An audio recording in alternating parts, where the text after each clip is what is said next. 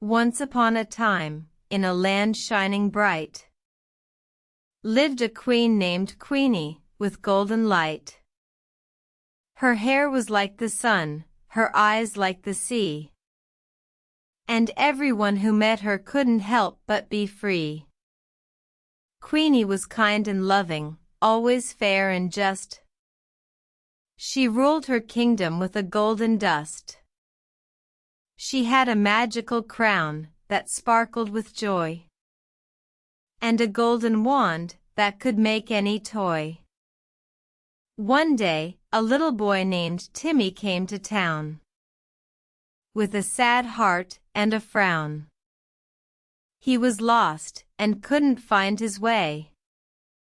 Queenie saw him, and her heart did sway.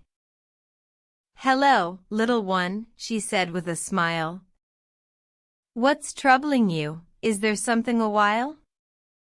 Timmy told Queenie about his lost home, and how he was all alone. Queenie felt a pang in her heart, for a child should never be apart. She took Timmy by the hand and led him to her throne, sat him down, and started to tone. "I'm going to use my golden wand," she said, "to find where your home is, and lead you instead." With a wave of her wand, and a twinkling of her eyes, off they went into the skies. They flew over mountains and rivers wide, through forests thick and valleys wide.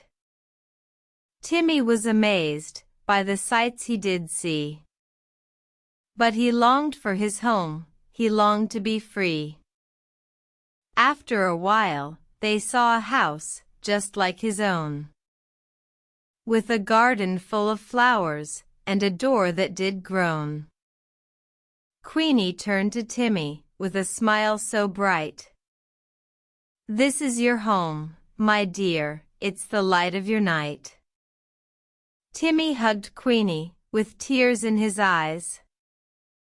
Thank you for helping me find my prize."